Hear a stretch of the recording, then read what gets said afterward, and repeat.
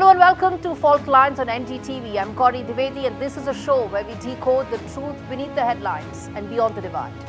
Today, the first story we are taking is the Russia-Ukraine conflict entering a new and deadly phase, the dawn of robot warfare, where drones pull the trigger and AI decides who will live and who dies. The battlefield is evolving. It's no longer soldier versus soldier, viewers. It's machine versus machine. And later, it's a battle of tradition and spirituality versus power and dominance, one with huge geopolitical consequences. The Dalai Lama has ruled out Chinese role in his reincarnation process. This has irked Beijing, which will have none of it, determined that to end the movement fighting for the rights of Tibetans. What remains? Well, thousands of lives in limbo and India in the eye of this escalating storm. But first up, our big story and the first story on Faultlines.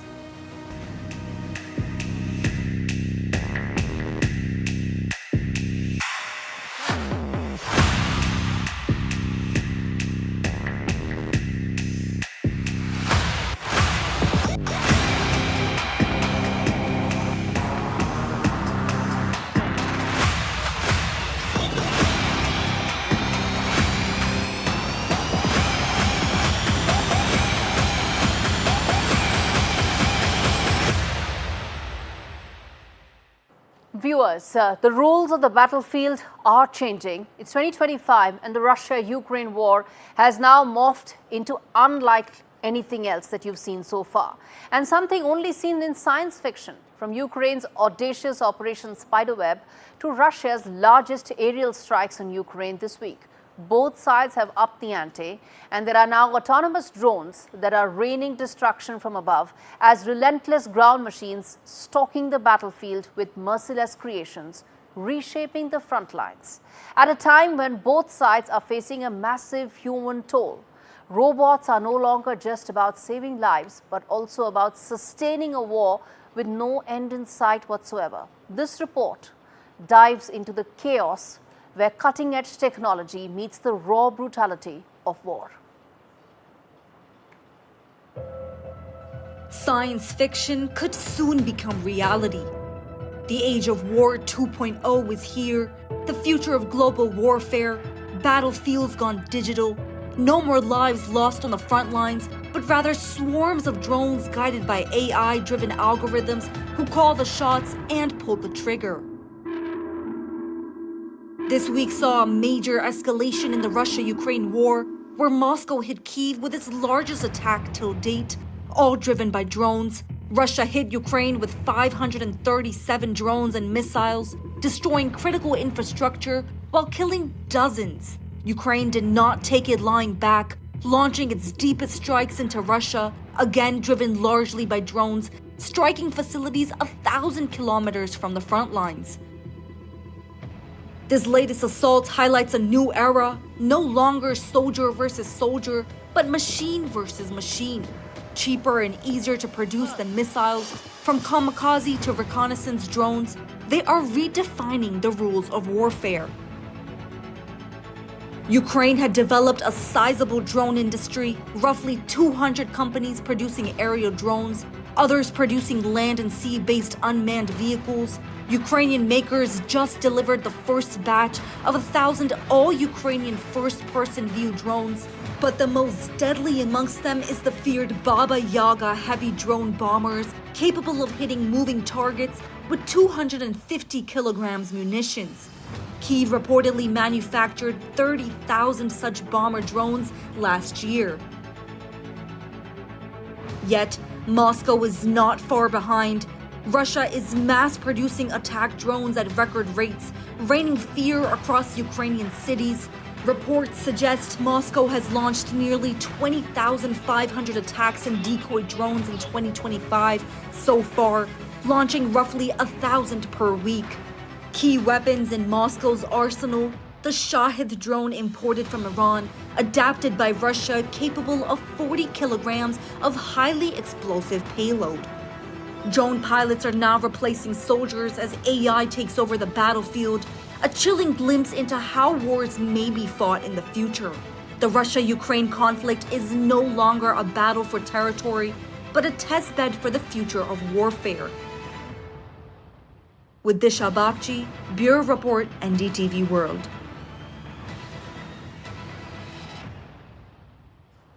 All right, viewers, the robot wars that are now going to redefine warfare is our first big story on the show. You heard the kind of damage that these drones can actually do with no humans involved. Let's put that out. Let's get you the comparison between the Russian and Ukrainian drones that are there and what is it that they are capable of.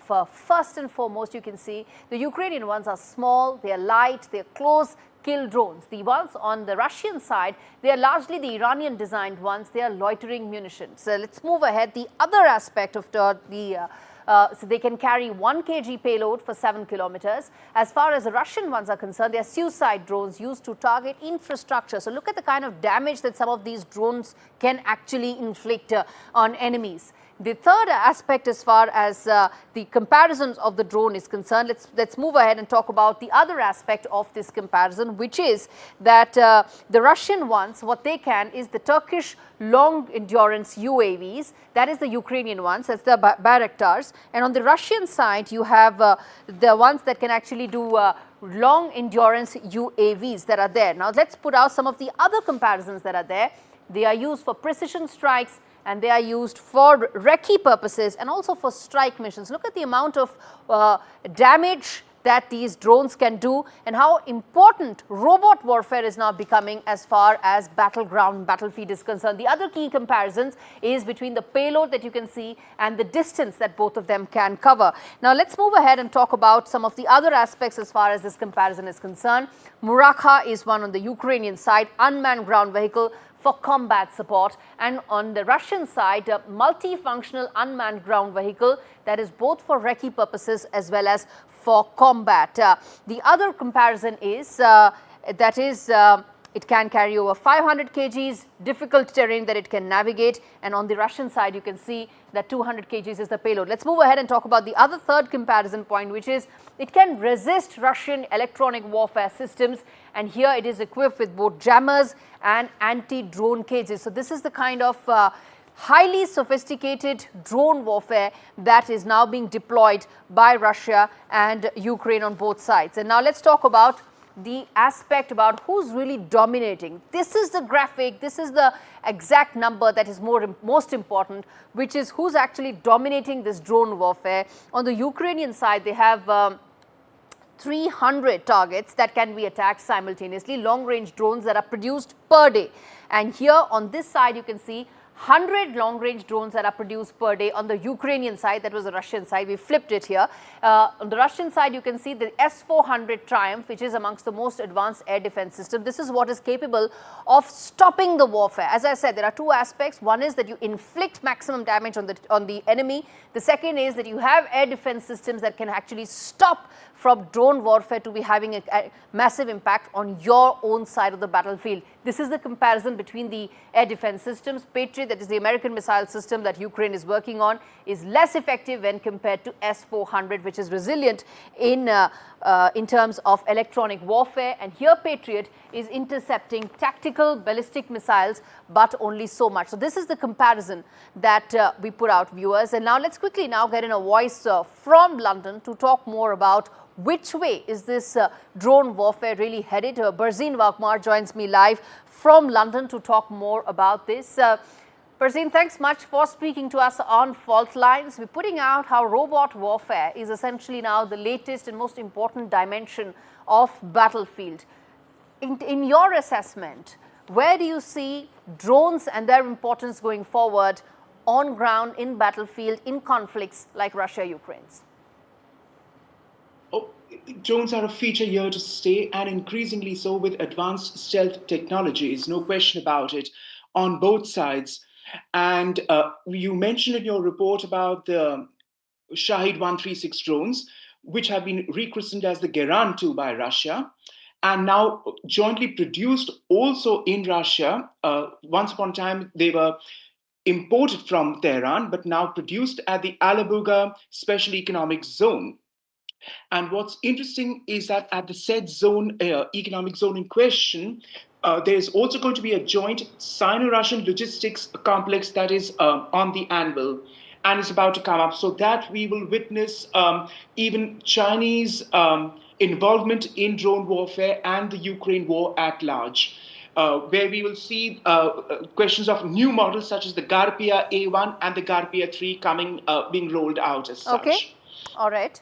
But moving aside from that, on the geostrategic and international relations aspects, it should be pointed out that President Trump did mention at the Hague summit last week that Putin doesn't want peace. And that is a harbinger of things to come, in that he has, that is to say, Mr. Putin has finally, it would appear, alienated what was a Russophile president. All right. Which brings me to ask you about, as far as drone warfare is concerned, for long-drawn conflicts like Russia-Ukraine, where at the end of the day, there's only so much of human toll that can be taken by any country, these drones can actually make you shift. The warfare, the conflict could actually take a very deadly and serious turn, because now you're not talking about human tolls, you're just talking about electronic warfare ensuring maximum damage, and that could mean that the conflict could go on longer than what many would imagine. It could, and it could lead to increased attrition. And that is precisely what is happening, because it ties in with what is Russia's depletion and degradation of military advantage on the field. I mean, just consider the fact, since the war, Russia has lost 1 million, at least, 250,000 casualties, 21,500 armored fighting vehicles, 41,000 assaulted vehicles, 24,500 artillery pieces, and 370 aircraft, not to mention quite a significant dent also in its strategic nuclear bomber fleet. Then there's the question of the human element, although mechanics and drones and other sophisticated technologies come into it. Well, it does come to the picture when you consider what Russian conscripts are. Right. It is abysmal if one looks at the situation, because you have barely 18 and 19-year-olds who don't know how to clean their rifles. And that is a patent fact, even acknowledged by the Russians. This is not propaganda put out by the West. They have barely training for 1 or 2 weeks. And insofar as the tanks are concerned, the artillery, they do not even have time for basic tank training as joint platoons as such. Right. And they're just simply being thrown as fodder into the theater of war. And what about logistics going up to the front line? Yes. 33% of Russian railway stock still is of Soviet vintage rolling stock. Okay. I mean, even after 30 plus years of the dissolution of the USSR. Right. All right. So that's an important fact you're pointing out. Hopefully there'll be less cannon fodder, so to say, as far as people on both sides are concerned. Human toll could be less, and that could potentially mean more conflict going forward. Barzin Wagmar joining us live from London. Thanks much on that perspective. Viewers, bottom line as far as this aspect of warfare is concerned is that it's over 1,200 days since the war began. Russia has reportedly lost a third of its total armed forces. 1 million soldiers killed, severely depleting its troops. In Ukraine, 100,000 Ukrainian soldiers have been killed, maybe more, 10% of its total forces. One believes the number could be much higher than that. Both sides are struggling due to lack of troops and resources, making drones an alluring option.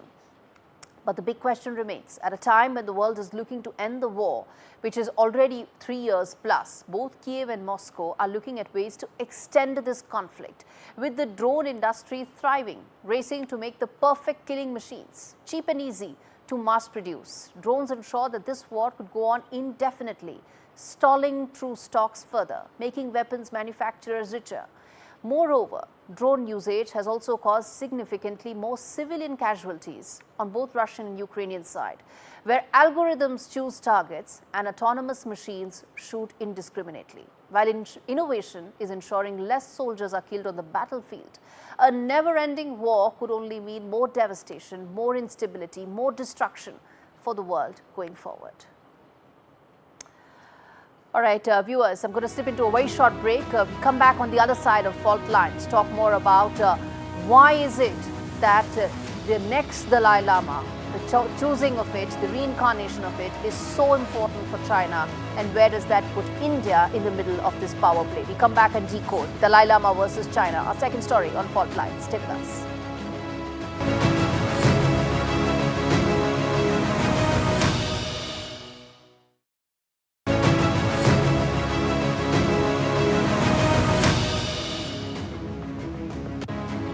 Viewers, welcome back to Faultlines. The second story we are addressing today, this week on the show, is the Tibetan issue.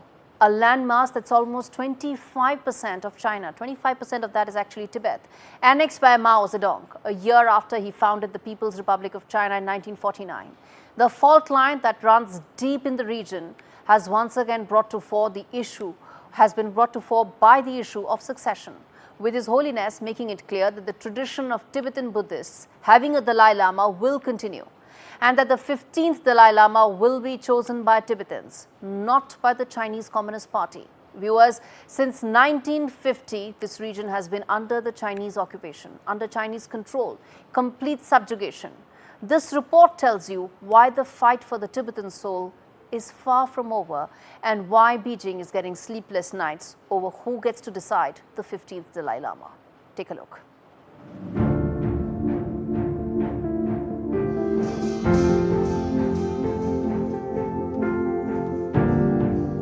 A spiritual battle with geopolitical consequences, as the Dalai Lama firmly rejects China's authority over his reincarnation.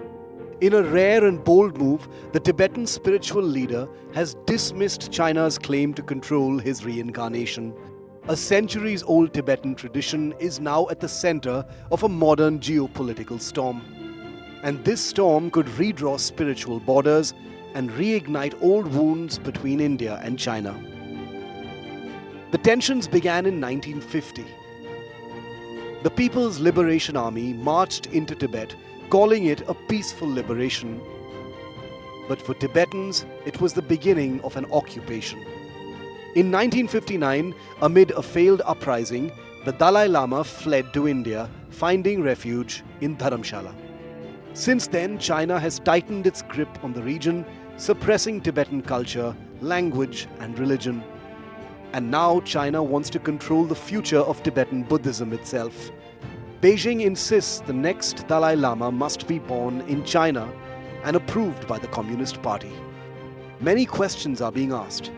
Could there be two Dalai Lamas in the future, one recognized by Tibetans in exile and another anointed by Beijing?